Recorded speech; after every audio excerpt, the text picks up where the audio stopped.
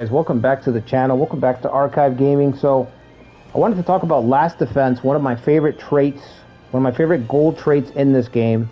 And of course, the gold traits are pretty rare. You know, it's rare that there's even two of them in the game. One of the things that I want to do is find some of these ones that are applicable to more than a few officers and just kind of give them to other people. So for Last Defense, there's only 3 officers that have Last Defense in this game. In the second half of the video, I'm going to double it to 6. So I'm going to introduce 3 more officers with the trait. So it's going to be a total of 6. And I feel like with this trait, could go up to like 8 or 9, honestly. But for now, I'm just going to go with 6. Now, Last Defense, right? So what does the Last Defense do? So for this video, I think I gave Masashige, I already gave him edited in Last Defense for him. So Last Defense, if you look at it, it says increases castle abilities when soldier count has been reduced, while affiliated castle is at war. So we have classic Koei, something happens, but we have no specifics, right? You actually have to go into the editing to figure out the specifics of what it actually does. But I'll just tell you guys here. So the prerequisite is that you have 1,000 soldiers or less. So at 1,000 soldiers or less, it will trigger. Anything above 1,000 and it won't trigger. So that's how you get it to trigger. Now what does the trigger actually do? Well, you can see here the defense of this castle is 74 and the attack is 73.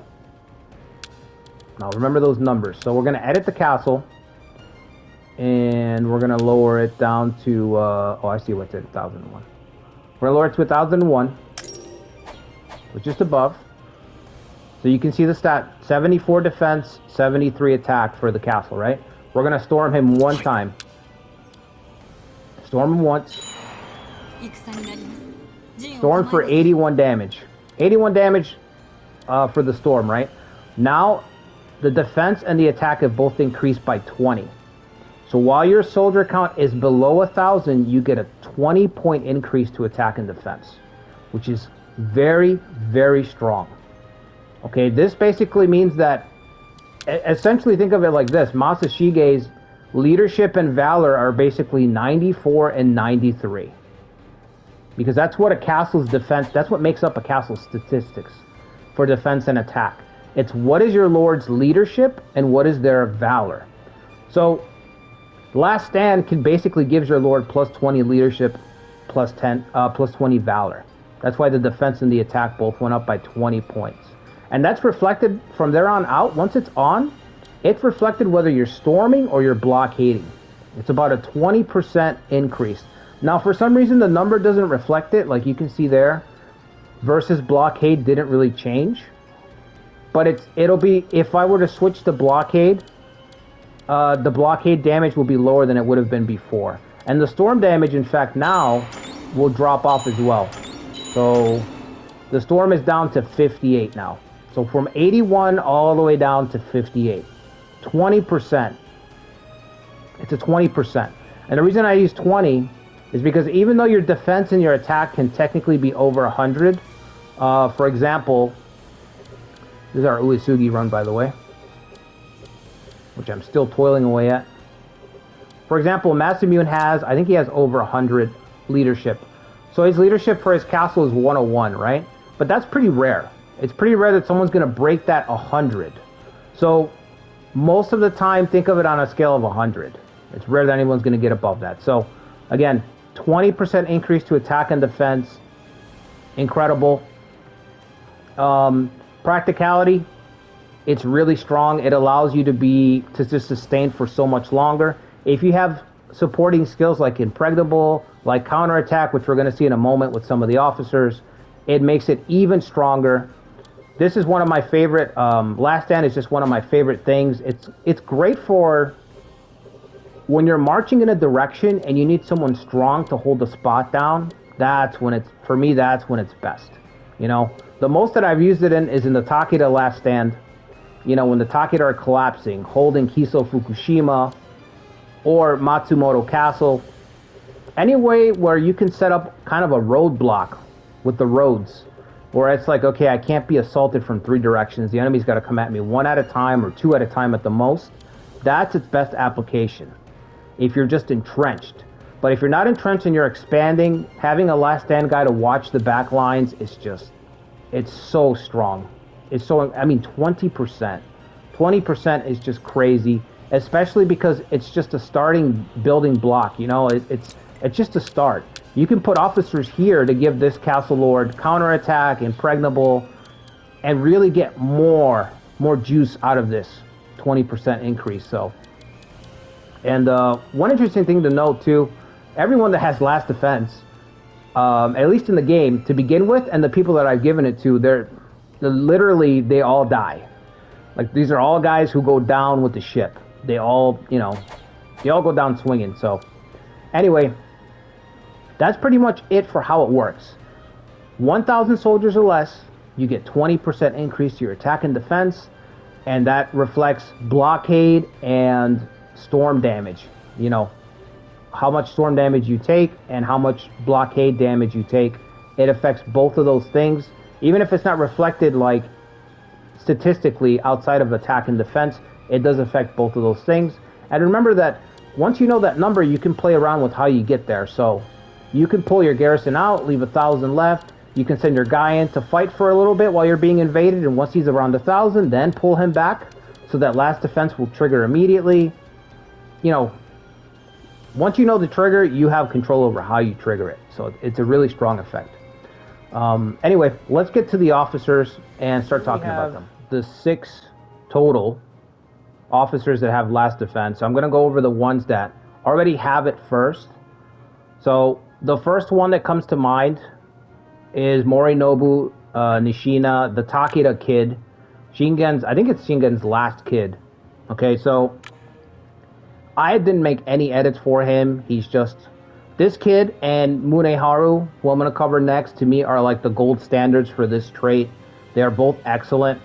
I don't know if I said this already, but a theme with this trait, obviously, last defense, is all the people that have it, including the ones that I added it to, they all died in their last defense. I mean, the theme is right on the head. All these people historically put up one last stand and either died fighting or fought until there was just a handful, and then they, you know, committed seppuku, and that was it.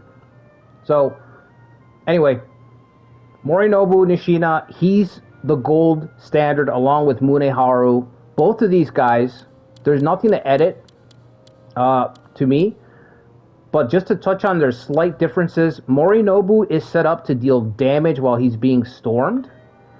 He does have self-defense, which again allows you maybe to charge out, exchange a couple of hits, get down to that 1,000 soldier requirement, and then you can garrison back up and prepare to dig in for the last stand, right? Counterattack increases damage, and because his valor's at level 2, he actually starts off with counterattack level 2. Which is 40%. A 40% damage increase against units attacking is huge. It's very, very strong. The Takeda have a very, I don't know if strange isn't the right word, but a kind of really cool build, secondary build. Katsuyori specifically, I guess it's on theme for him, but if you're playing Katsuyori post Nagashino, you can set up a very defensive build with the Takeda, which I guess captures the idea of his later years, right? I say later years, but the guy is like didn't live very long, did he? Anyway, Morinobu is like a focal point of the Takeda defense. Muneharu is almost the same, but he's almost the blue to Morinobu's red. So last defense, but whereas Morinobu has a weakness to subterfuge, ironically, Muneharu does not. He has a lot of protection against subterfuge, 87 intelligence, and he has impregnable instead of counterattack. So these are the two sides of last defense here. Counterattack will deal damage while you're being stormed. Impregnable reduces the HP damage that you're taking. So you're not getting an increase when you do get stormed, but your HP, your base HP, just lasts longer. So your opponent just gets worn out. His leadership is only at 77. It's not quite as 90. So he doesn't get level 2 impregnable, whereas Morinobu gets level 2 counterattack. But 87 intelligence more than makes up for it. It's the reason I didn't even increase it. I was thinking, you know what, let's put this guy's leadership up to 80. No, 87 intelligence is really good because it just protects you against covert. If you put an eagle-eyed officer here with him, he's going to have eagle-eyed level 2 right away. He's very close to hitting level 3 when it comes to intelligence traits in the game. So these two guys are the gold standard, and they both have Bulwark Razor. I will say Muneharu's better in the field, of course, because of Confuse Abuse, but, you know, I'm sure you guys already know that. Now, going on to the third officer, and the first officer that I had to rework, Motota Tori. This is the guy who gave me the whole inspiration for this video, Motota Tori, a guy who had an incredible defense, holding off Mitsunari's army so that Ieyasu could even get to Sekigahara. This is like the pinnacle, right? This is like the defensive guy. So I gave him a major rework. His baseline stats, let me tell you guys his baseline stats, because what you're staring at is the rework already. His baseline stats, 62 leadership, 69 valor, 72 intelligence, and 24 political. So I kept political and intelligence the same, but I increased his leadership up by 18 points, up to 86, and his valor by 6 up to 75. Also, additionally, on top of last defense, I also gave him Peerless Ploy. So we're putting together two very strong effects. Peerless Ploy, for those of you who don't know, is an ability that inflicts massive damage on enemy units when the castle falls. So the castle must fall for it to trigger. So Monotota's got to go down with the ship. But when that castle falls, it inflicts even more damage onto the surviving units that took the castle. This ability is crippling. I did a run with the Automo, where I'm blanking on his name, Bungo's God of War. The guy who owns this ability, he kept me alive just by relentlessly triggering Peerless Ploy. I mean, the castle would fall, but he would not be captured, and so I'd do it again and again. This ability, combined with Last Stand, gives Motota, to me, that thematic feeling of you're going to pay the price for taking this castle. These two abilities are combined together, again, with his 86 leadership, is just like, okay, this is... Fighting against Motota should feel like a real effort. If he's holding a castle, you should say, it should give you that effect of, holy shit, I gotta get through Motota. This is gonna be a pain in the ass. This captures it very well. I also gave him self-defense, because he does have 86 leadership now, so he'll get plus, I think it's plus 6 defense to his total defense while he's in the field. So if you're fighting Motota on the field, he's going to get a bonus to his defense, and he's going to be triggering caution, which increases his defense more. And he also has a rebellious stat of 1, so Motota will fight until almost the very end in the field as well. So all this makes Motota just a real pain in the ass to deal with, to fight against. On the other side, if you're playing as Tokugawa and you have him, I mean, you're loving it. You're loving it. You can plug this guy anywhere, and you really don't have to worry. If he does fall, he's going to make the enemy pay big time. And if he doesn't fall, then great. Last defense is going to keep you alive. It's just, you're just going to pay either way. So, I've fought in Motota before I gave him the rework.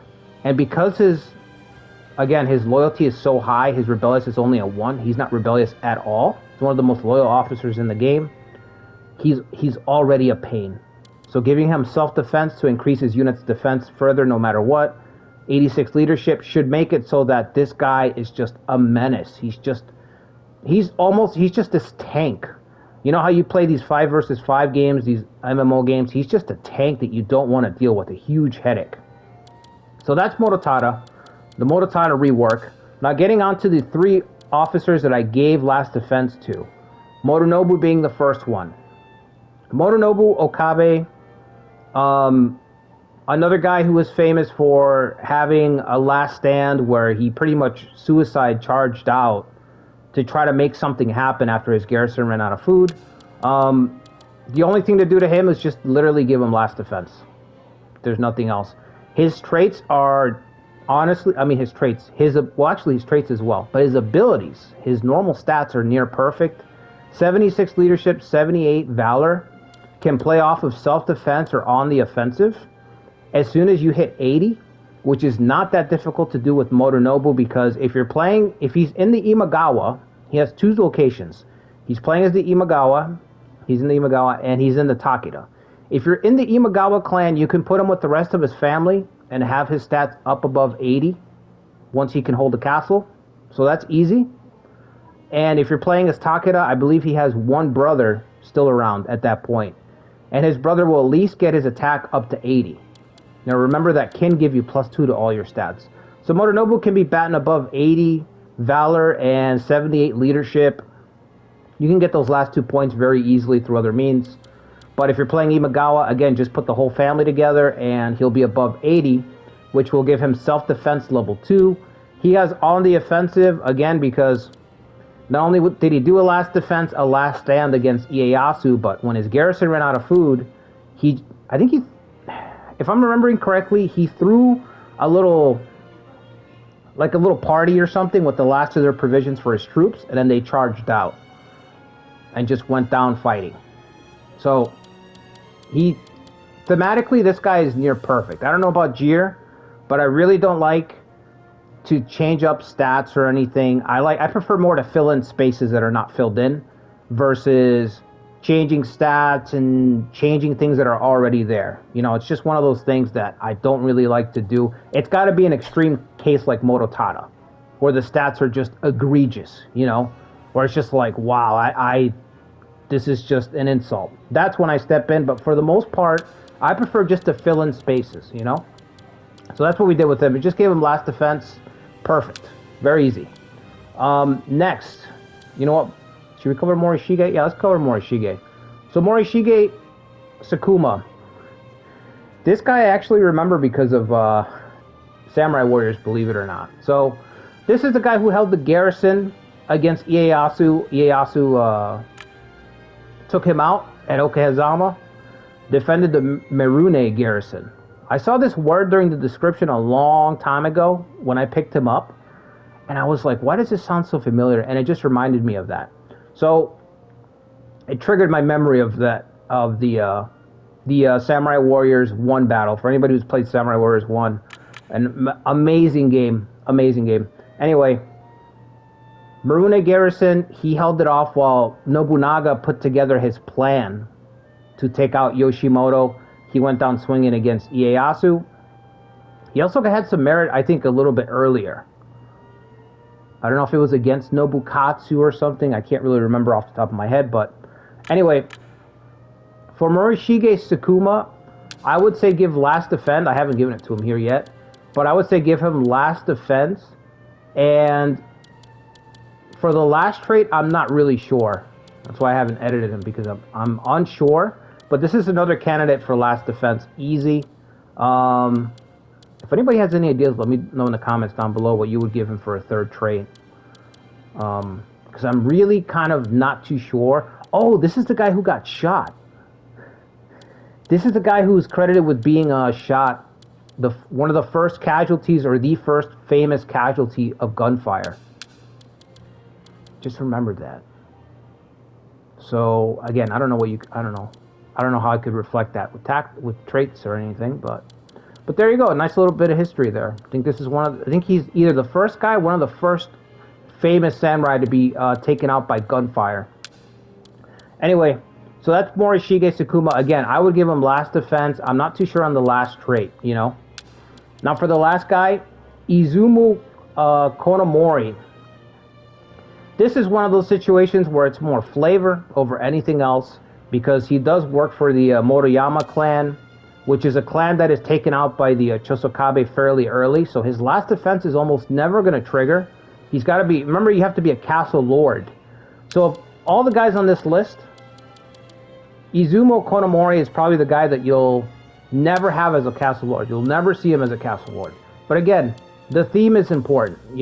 For me, his basic traits here, all he has is hardline to begin. So I gave him Last Defense and Impregnable. But this is a guy who just doesn't really have anything. It's just kind of empty. If we look at his bio, he garrisoned himself in castle against Motochika Chosokabe's assault, but the castle was flooded. It said he washed his horse with rice cleaned in the floodwaters to demonstrate his defiance before he committed suicide. So he fought on for a little while afterwards, but yeah, the flood was too much. I kind of wanted to give him something more defiant, but I think Last Defense works pretty well. Again, the theme works. Impregnable will at least help decrease HP damage taken while he's serving the clan, but Last Defense, rarely going to trigger.